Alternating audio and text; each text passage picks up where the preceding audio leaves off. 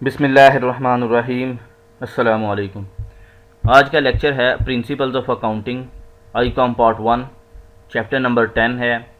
Final accounts का ये chapter है और इसका क्वेश्चन नंबर 1 हम कर रहे हैं।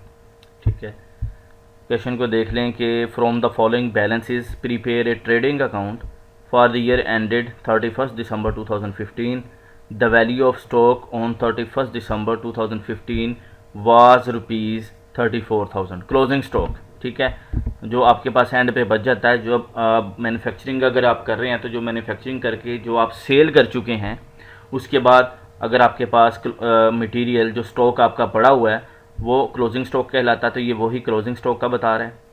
ठीक है, इसके बाद जो हैं ये पार्टिकुलर्स दे दिए गए हैं ट्रेडिंग अकाउंट के, और इसमें दो जो हैं ये इनडायरेक्ट एक्सपेंसेस हैं, ये प्रॉफिट एंड लॉस से रिलेटेड है। ट्रेडिंग अकाउंट जो होता है ये ग्रॉस प्रॉफिट फाइंड करने के लिए होता है, कि जिससे हमें पता चल जाए कि जो प्रोडक्ट हम बना रहे हैं, ठीक है, वो हमें कितने की कॉस्ट पड़ रही है उसकी बनाने तक, सेल करने तक नहीं, सिर्फ बनाने तक जो है उसकी कॉस्ट क्या पड़ रही है, ताकि हम उसे एग्जामिन कर सकें कि सेल्स प्राइस इसकी हम क्या रखें कि हम प्रॉफिट में चले जाएं और ये प्रोडक्ट सेल भी हो जाए।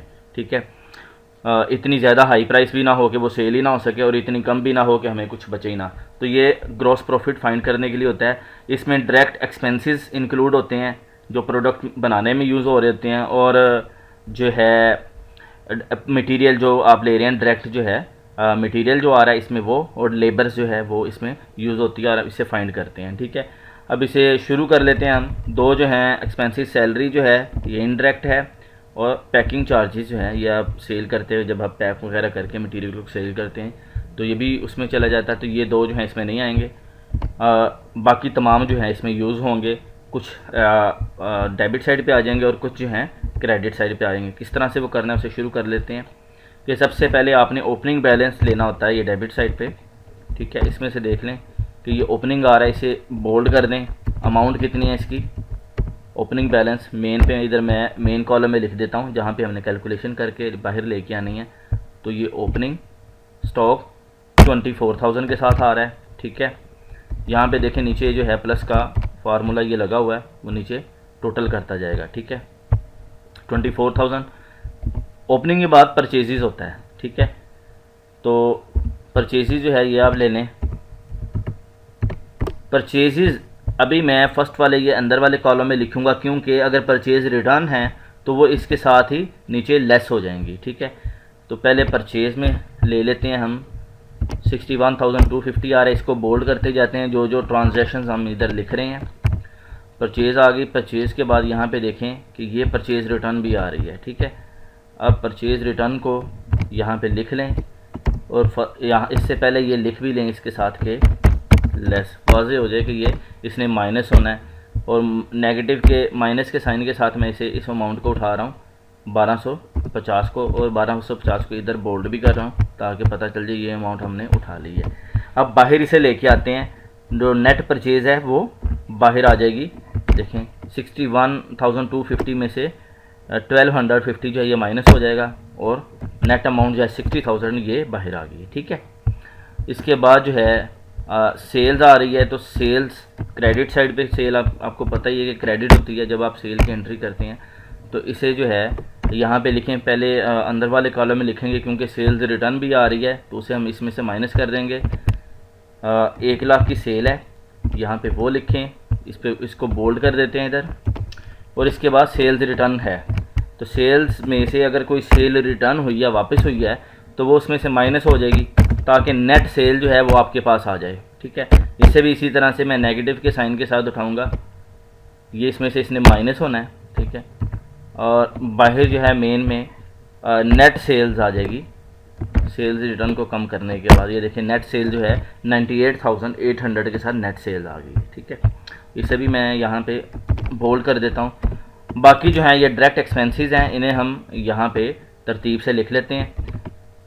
पहले ऑक्ट्री ड्यूटी है, वाटर गैस फ्यूल चार्जेस हैं, इसे यहाँ पे लिखते हैं, और इनकी अमाउंट जो है बाहर मेन कॉलम में यहाँ पे लिख देते हैं। ठीक है, और यहाँ पे एक्साइज ड्यूटी है, कैरेज है, कैरेज इनवर्ड, मतलब कैरेज अगर आउटवर्ड लिखा हो ना, वाजे आउटवर्ड होता है सेल के लिए, कोई प्रोडक्ट बना के जब आप सेल करते हैं तो वो कैरिज आउटवर्ड है, सिर्फ कैरिज हो तो ये कैरिज इनवर्ड ले लें आप इसे। कैरिज इनवर्ड होता है प्रोडक्ट को ख़रीद के जब आप ला रहे होते हैं तो वो कैरिज इनवर्ड है, वो डायरेक्ट एक्सपेंस होता है आपका, ठीक है। एक्साइज ड्यूटी जब आप इंपोर्ट कर रहे होते हैं कोई प्रोडक्ट रॉ मटेरियल तो एक्साइज ड्यूटी पे करते हैं, तो वो भी परचेज़ पे या इंपोर्ट लोकल परचेज़ कर लें या इंपोर्ट कर लें, वो आपकी परचेज़ ही है, वो आपका डायरेक्ट एक्सपेंस है, ठीक है। क्लियरिंग चार्जेस वो जो वहाँ पे आप शिपमेंट को क्लियर करवाने के चार्जेस दे रहे हैं, और वेजेस जो आप मज़दूरों को जो आप दे रहे होते हैं डेली वेजेस कह लें, ठीक है, ले ये इसको प्रोडक्ट को बनाने में, ठीक है। ये वेजेस आ गई, यहाँ तक मैं इसे कॉपी करके यहाँ पे ले जाता हूँ डेबिट वाली साइड पे, क्योंकि एक्सपेंस जब भी इंक्रीज़ होते हैं उन्हें डेबिट ही किया जाता है। तो ये ट्रेडिंग अकाउंट में भी डेबिट साइड में आ जाएंगे और इनकी अकाउंट इनके सामने यहाँ पे लिख देते हैं, ठीक है। ये कर लेने के बाद यहाँ पे इनको मैं बोल्ड कर देता हूँ तमाम अकाउंट्स, ये जो अमाउंट्स को, ताकि पता चल जाए कि ये हम जो हैं एंट्रीज़ इनकी कर चुके हैं। अब देखें इसमें से सैलरी जो है इनडायरेक्ट एक्सपेंस है, ये लेना ही नहीं है इसमें, ठीक है। एक्स्ट्रा दिया हुआ है कि कहीं आपको कॉन्सेप्ट अगर वीक है तो ज़ाहिरी बात है फिर आप इसमें डालेंगे तो वो गलत हो जाएगा, ठीक है। पैकिंग चार्जेस ये इसमें नहीं आने, मैंने बोल्ड कर दिया ताकि आपको वाज़ेह हो जाए। लास्ट ट्रांजैक्शन देखें ये आ रही है कस्टम ड्यूटी, ये आप लेंगे। कस्टम ड्यूटी भी ज़ाहिर बात है कि इंपोर्ट जब आप कोई प्रोडक्ट करते हैं तो उस पर कस्टम ड्यूटी भी ऐड होती है, तो वो भी मटेरियल का पार्ट है, डायरेक्ट एक्सपेंस है, तो वो भी आप यहाँ पे ले लेंगे डेबिट वाली साइड पे, ठीक है। यहाँ पे मैं इसको बोल्ड कर देता हूँ। ये तमाम ट्रांजैक्शंस हम ले चुके हैं सिवाय ये जो है क्लोजिंग स्टॉक, ठीक है। क्लोजिंग स्टॉक कितना है 34,000 के साथ ये आ रहा है 34,000।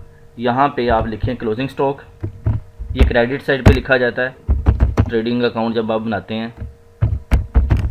क्लोजिंग स्टॉक आपने लिख के यहाँ पे बाहर जो है मेन कॉलम में जहाँ पे आपने कैलकुलेशन करनी है इसे लिख देना 34,000। अब आप तमाम ट्रांजैक्शंस को रिकॉर्ड कर चुके हैं, ठीक है। अब देखें कि अगर तो ये जो सेल वाली आपकी साइड है, ठीक है, सेल्स रिटर्न कर लिया और क्लोजिंग स्टॉक इधर ले लिया, ये जो टोटल अमाउंट आ रही है अगर तो ये ज़्यादा है ये एक्सपेंसेस वाली अमाउंट से, ठीक है, तो समझ लें कि आप प्रॉफिट में हैं, ठीक है। और अगर ये एक्सपेंसेस जो हैं ये वाली साइड जो आपके ख़र्चे हैं ये अगर इनका टोटल जो है ये इंक्रीज़ कर जाता है आपकी सेल से, इस मीन्स कि आप लॉस में हैं, फिर आपका जो है ग्रॉस लॉस इधर आएगा, ठीक है। देखें अब बैलेंस अमाउंट इधर कम है, इधर है 98,000, तो बैलेंस यहाँ पे लिखेंगे तब आपका बैलेंस मैच करेगा इससे, ठीक है। मैं आपको करके दिखाता हूँ फिर मज़ीद आपको समझा देता हूँ। ये देखें कि टोटल इसका आ रहा है क्रेडिट साइड का जो सेल है हमारी, ठीक है, और सेल्स रिटर्न करके नेट हम अमाउंट ले आए और क्लोजिंग स्टॉक। अब नेट सेल्स और क्लोजिंग स्टॉक को ऐड किया आपने, ये आ गया 1,32,500। इसमें से जो आपकी ओपनिंग परचेज़ आपकी नेट परचेज़ और जो है अदर जो है आपके डायरेक्ट एक्सपेंसेस वो तमाम आपने ये ऐड किए थे यहाँ पे, ठीक है। अब सेल में से और क्रेडिट साइड में से ये डेबिट साइड आप माइनस कर रहे हैं, कितनी है नए 1,32,500 में से 98,150 ये माइनस करेंगे, ठीक है। अब जैसे मैं एंटर कर रहा हूँ तो ये देखें ये अब ग्रॉस प्रॉफिट आपका आ रहा है 34,350, ठीक है, यही आपका आंसर है। लेकिन दोबारा से आप देखें कि अब दोनों की अमाउंट जो हैं ये देखें इक्वल अब हो रही है, ठीक है। अब ये साइड एक्सपेंस वाली कम थी, अगर एक्सपेंस वाली आपकी ज़्यादा हो जाए, इधर अमाउंट अगर ज़्यादा हो जाए तो सेल कम है तो फिर इसका मतलब है कि लॉस है वो, तो फिर ग्रॉस प्रॉफिट की जगह पे यहाँ पे इस साइड पे आप यहाँ पे फिर आप उसे ग्रॉस लॉस लिखेंगे, ठीक है। और फिर क्या करेंगे एक्सपेंसेस ज़्यादा हैं तो एक्सपेंसेस में से ये अमाउंट जो है इसे माइनस करेंगे, तो यहाँ पे जो है मेन पे यहाँ पे आपका ग्रॉस लॉस आएगा अगर एक्सपेंसेस ज़्यादा हैं तो, ठीक है। तो फिर ये इस साइड पे आ जाएगा।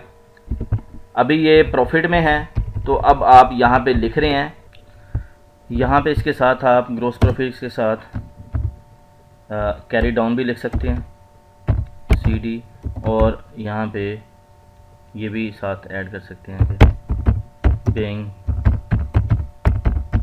ट्रांसफ़र टू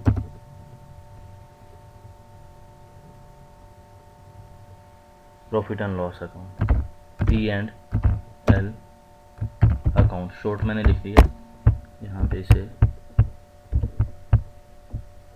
साइज थोड़ा इस तरह से, ठीक है। तो ये जो है इसकी एंट्री क्या होती है, एंट्री भी मैं नीचे करके दिखा दूं। क्वेश्चन तो वैसे आपका कंप्लीट हो गया है कि आप एंट्री अगर करते हैं कि इसके बाद ट्रेडिंग अकाउंट बनाने के बाद ट्रेडिंग अकाउंट को आप डेबिट कर देते हैं जितना आपका हुआ होता है। जैसे ये आ गया इस साइड पे, डेबिट साइड पे, अगर ये इस तरह से है, ट्रेडिंग अकाउंट को आप डेबिट करेंगे 34,350 के साथ, और प्रॉफिट एंड लॉस आपका जो अकाउंट है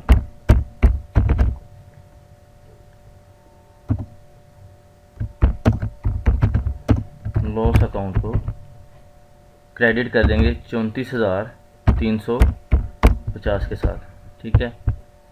ये एंट्री पास होगी। और जब आप ये प्रॉफिट एंड लॉस अकाउंट में से जो इनडायरेक्ट एक्सपेंसेस हैं ये माइनस करेंगे और आपका जो है नेट प्रॉफिट निकलेगा, तो उस नेट प्रॉफिट की आप फिर एंट्री इसी तरह से करेंगे कि नेट प्रॉफिट को आप डेबिट कर देंगे और कैपिटल को फिर आप क्रेडिट कर सकते हैं कि कैपिटल का जो है ओनर्स की जो इन्वेस्टमेंट है, ओनर्स का बैलेंस वो आप बढ़ा सकते हैं, ठीक है। ये एक्स्ट्रा से मैंने ये समझा दिया कि इस तरह से आप इसकी एंट्री करेंगे अकाउंट्स में, लेकिन यहाँ पे नहीं करेंगे। यहाँ पे सिर्फ आपने ग्रॉस प्रॉफिट निकालना था, वो निकाल लिया है। क्वेश्चन हमारा कंप्लीट है। उम्मीद करता हूँ कि आपको ये अच्छे से समझ आ गया होगा। फिर भी किसी स्टूडेंट को कोई कन्फ्यूजन है तो मुझे कमेंट कर सकते हैं, मैसेज करें। मेरा नंबर भी डिस्क्रिप्शन में आ रहा है, मुझे व्हाट्सएप भी कर सकते हैं, मैं इंशाल्लाह आपको मज़ीद एलेबोरेट कर दूँगा। वीडियो को लाइक करें, अपने दोस्तों के साथ शेयर करें, और अगर आप इस चैनल पे नए हैं तो प्लीज़ इसे सब्सक्राइब कर दें। Thanks for watching my video. अल्लाह हाफिज़।